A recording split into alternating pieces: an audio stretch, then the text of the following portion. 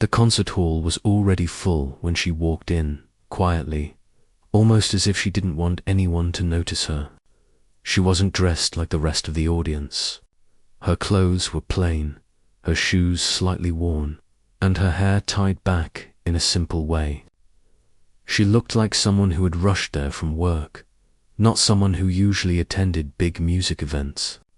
But she had come with a purpose. She had saved money for months to be in this room tonight. For years, she had admired the man who was about to perform. He was known across the country for his incredible piano skills. Crowds filled entire halls just to hear him play a single piece. His reputation was huge. Some called him a genius. Others said he was arrogant but talented. She had never met him before, but something in her heart believed that hearing him live would inspire her. She herself loved the piano, even though she never got the chance to learn properly. The instrument had always called to her, softly, like a dream she kept saving for. She found an empty seat at the far corner of the hall. She didn't care where she sat. She just wanted to hear the music, feel it, breathe it. Around her, people were chatting, laughing, and showing their tickets proudly. Some wore expensive clothes and jewelry. Some discussed music like experts. She simply sat quietly and held her small notebook in her hands. In that notebook, she wrote little things, thoughts, dreams, pieces of melodies that came to her while she worked long hours in the day. The lights dimmed slightly, and the host walked onto the stage to introduce the star of the evening. The crowd clapped before the host even finished speaking. And then, slowly, the renowned pianist walked out. He carried himself confidently, maybe a little too confidently. His expression showed that he already expected applause. He wasn't rude, but something in his presence made people feel they had to admire him. He smiled at the audience in a proud way and took a bow. He sat at the large grand piano placed in the center of the stage. The shine of the instrument reflected the stage lights perfectly, making it look almost magical. When he placed his fingers on the keys, the room fell silent. The first sound he played felt like warm water flowing gently. It was smooth, soft, and full of emotion. People leaned forward, completely drawn in. She did too. She felt something in her chest open, like the music reached a part of her she had kept hidden for years. She didn't care about his fame anymore. All she cared about was the sound as the performance continued. The hall remained silent, not because of rules, but because everyone was simply lost in the music. His fingers moved quickly, gracefully. Each note carried power, as if the piano wasn't just an instrument, but an extension of him. She watched, thinking to herself how beautiful it was, but at the same time, a small pain grew inside her. She wished she had learned the piano when she was younger, when life hadn't been so heavy. She remembered the small keyboard she used to play with as a child, the one that broke years ago. She remembered the old music shop she passed by every day on her way to work, where a second-hand piano stood by the window. She wished she could buy it someday. She wished she could create sound like this. When the pianist finished his piece, the hall exploded with applause. People stood on their feet. The pianist accepted the praise with a satisfied smile. He performed 2 more pieces, each more impressive than the last. Eventually, he leaned closer to the microphone and spoke to the audience. "Thank you for coming tonight," he said. "Before I continue, does anyone here want to try the piano? Sometimes I let a random guest play a few keys just for fun." People laughed. It sounded like a joke, but he seemed to enjoy the attention it brought him. He looked around the audience, scanning faces, anyone brave enough. He asked with a smirk. Most people stayed still. No one wanted to embarrass themselves in front of such a skilled performer. Without knowing why, she felt her hand go up. It wasn't planned. It just happened, like her heart decided something before her mind caught up. The pianist raised an eyebrow when he saw her. "You," he said, sounding surprised. A few people in the audience turned to look at her. Some smiled politely, others seemed confused. She stood up slowly, unsure if she should go forward. The pianist chuckled into the mic. "All right, come on then," he said. "Let's see what you've got." His tone wasn't welcoming. It almost sounded like he expected her to fail. She walked down the aisle with small steps, feeling dozens of eyes on her. Her hands were shaking a little. She wasn't wearing fancy clothes. She didn't look like someone who belonged on stage. But she didn't stop. Something inside her whispered, "Go." When she finally reached the stage, she felt the bright lights warm her face. The pianist gestured toward the piano bench in a dramatic way and stepped aside, standing with folded arms. "Don't break it," he joked loudly. A small group in the audience laughed. She heard the laughter. She felt the sting of it too, but she didn't say anything. She walked to the bench and sat down carefully, her fingers brushing the edge of the keys. The piano looked enormous up close. It felt almost unreal that she was sitting in front of it. The pianist leaned toward her slightly, still smirking. "So," he said quietly enough that only she and the nearest rows could hear, "let's keep it simple. Just play something small. If you can," she breathed in gently. She didn't want to embarrass him. She didn't want to embarrass herself. She had no intention of showing off. She didn't even know how to show off. She only wanted to touch the keys once, just to feel what a real grand piano felt like. Her fingers hovered over the keys. She pressed the first one softly. It made a gentle sound. She felt a warmth run through her arm. She tried another, and then another. She didn't know any big classical pieces. She didn't know anything fancy. But she remembered something her grandmother used to hum when she was a child. A small melody, soft, pure, almost forgotten. She closed her eyes, and her fingers began to move slowly. Not with perfect skill, but with something else, something warm and honest. The melody flowed in a simple, delicate way. Each note seemed to carry a memory, a feeling, a piece of her heart. The audience stopped whispering. The pianist's smile faded a little. Something about the melody had softened the room. It wasn't grand or technically impressive, but it was real. It had emotion, and people felt that instantly. She played very softly, almost afraid to press too hard. But every note sounded like a story. Even the pianist found himself staring at her hands, confused by how natural her touch felt. The melody wasn't perfect, but it was true, and that truth touched the room in a way no showy performance could. When she finished, she lifted her hands slowly from the keys. The hall stayed quiet for a long second, longer than she expected. Then, unexpectedly, someone clapped. Then another, and another. The applause grew, gentle at first, then stronger. Not the wild clapping the pianist received earlier, but something more meaningful, something full of respect. She stood up shyly, surprised by the response. She didn't look at the pianist right away. She was afraid he might be upset, or embarrassed, or angry. But when she finally glanced at him, his expression was unreadable. Something had changed in his eyes, something he hadn't expected, and that moment, just a few seconds long, made the entire crowd hold its breath.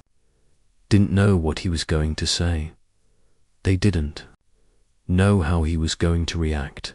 All they knew was that her simple melody had shifted something powerful in the room. For a moment, the hall felt suspended in silence, even though people were clapping. It was as if the applause sounded far away, disconnected from the strange, quiet shock that had settled between the pianist and the woman standing beside the instrument. She didn't know whether to smile or look down or walk away. She simply stood there, unsure of how to react to attention she had never expected. The pianist finally blinked, as if waking from a dream. He stepped forward slowly and lifted his hand, signaling the audience to stop clapping. The hall grew silent again. Everyone focused on the stage, wondering what he would say. His expression wasn't mocking now. It looked different, like he was trying to understand something that had caught him off guard. He leaned toward the microphone. "That was interesting," he said. The audience wasn't sure what he meant. Some people exchanged quick glances. The woman lowered her eyes, feeling nervous that she might have ruined the moment with her simple playing. She wasn't confident, she wasn't trained, and she knew her melody wasn't perfect. She thought maybe he was disappointed, but then the pianist continued.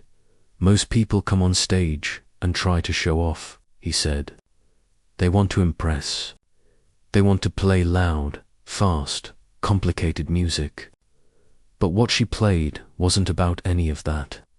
He paused, looking at her with an expression she couldn't read. Her playing wasn't polished.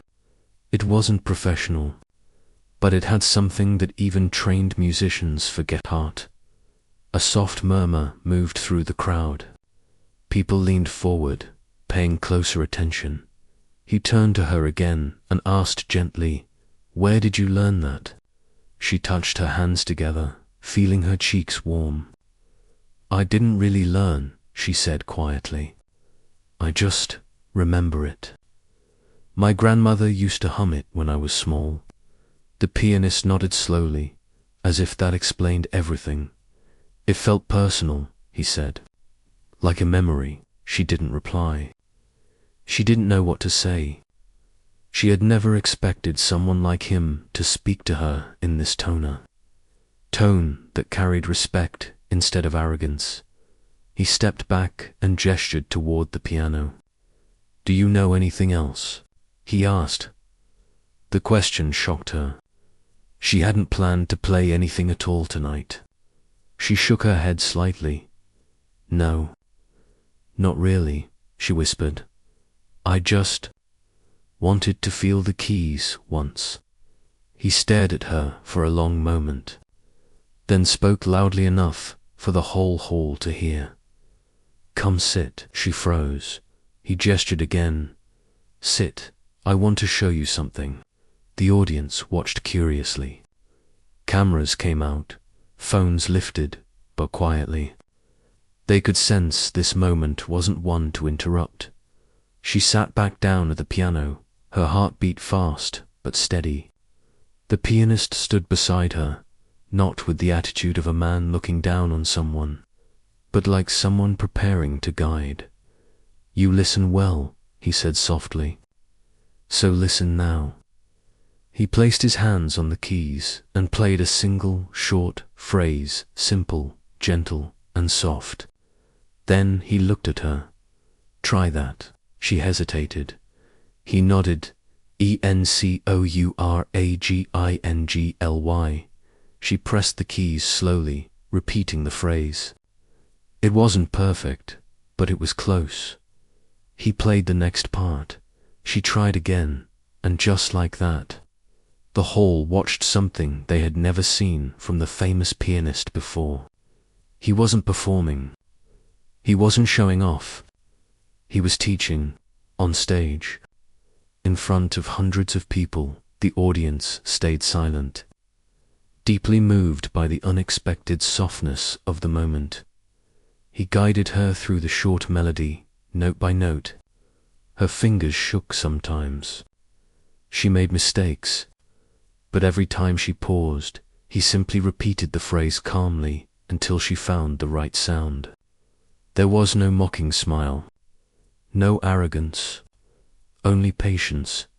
When she finished the small piece, the hall erupted into warm applause, not loud applause, not loud applause, but the kind that felt genuine, heartfelt, almost protective.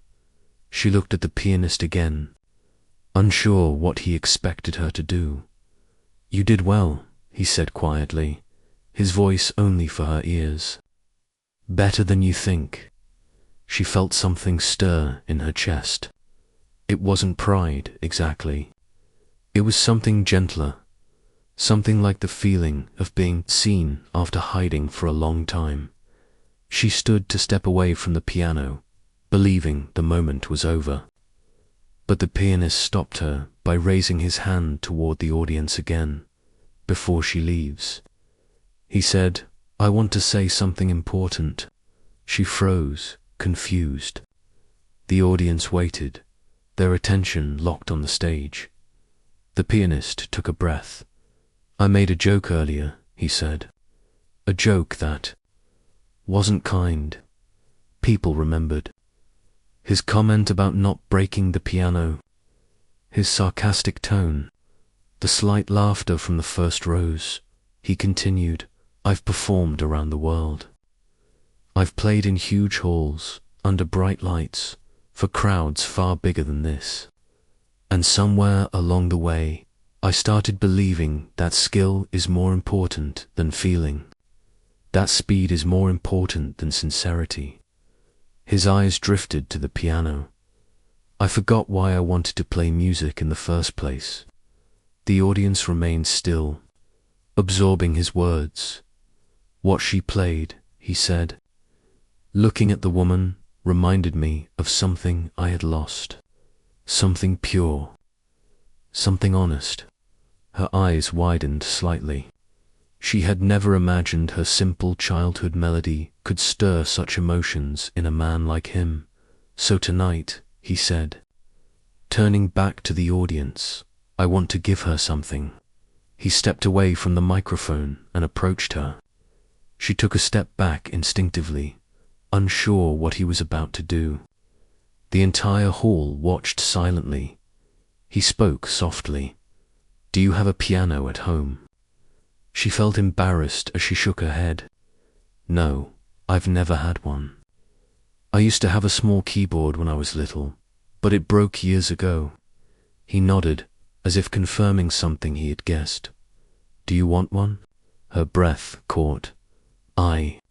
Well, yes," she whispered. "But I can't, you can," he interrupted gently, "because I'm giving you one." She stared at him in disbelief. "What?" she said softly, almost unable to say the word. He nodded. "I have a piano in my studio that I don't use anymore. It's not brand new, but it's beautiful. It has a warm sound, perfect for someone who plays with emotion. And I want it to be yours." The audience gasped softly. A few people covered their mouths. Some even wiped tears. She shook her head quickly. No, I can't accept something like that. It's too much." "It's not," he said firmly. "You gave me something tonight without even realizing it. Let me return a little of that." Her eyes grew wet, but she blinked quickly, trying not to cry in front of so many people. The pianist stepped back and spoke into the microphone again. "I want to finish the night with one last piece," he said, "and I want her to sit here beside me." The audience clapped again, warmly, encouragingly. She felt shy, unsure if she should agree. But when she looked at him, his expression wasn't forcing or pressuring. It was simply kind. So she nodded slowly. She sat on the bench again, this time on the left side, while he took his place on the right. Their shoulders weren't touching, but the space between them felt calm, supportive. He began playing a soft, gentle tune. Nothing dramatic, nothing loud, just a peaceful melody that drifted into the hall like a warm breeze. After a few seconds, he nudged her gently with his elbow. "Your turn," he whispered. She repeated the phrase he had played. Her hands trembled at first, but she found the notes. The piano responded to her touch as if it had been waiting for her all along. He played the next part. She echoed it. Soon the hall wasn't just listening to music. They were watching something unfold, something that didn't need complex words or perfect technique. It was a moment between two people who had met as strangers, stood on opposite sides of experience, and somehow found a connection through sound. At the end of the piece, their hands rested silently on the keys. The audience stood up, slowly, one row at a time, filling the hall with applause that felt like a wave of warmth. She looked at the crowd, overwhelmed. She looked at the pianist, who smiled not the proud, showy smile he had earlier, but a soft one. "Thank you," he said to her quietly. "No," she replied, shaking her head with gentle disbelief. "Thank you." After the performance, as people started to leave the hall, many approached her. They didn't ask her name or her story. They just said things like, "That was beautiful. You touched our hearts, and you reminded us of something real." The pianist arranged everything for her piano delivery the next morning. He told her he wanted her to keep playing, even if only for herself. When she walked out of the hall that night, she didn't rush. She didn't hide her face. She walked with a feeling she had never known before, mixture of surprise, pride, disbelief, and hope. She didn't become famous. She didn't suddenly become a trained musician. Her life didn't magically transform overnight, but something inside her did. She went home with the memory of a night she never expected her. Night when her simple melody brought a renowned pianist back to his own heart, and showed her that every dream, no matter how small, deserves a chance to breathe.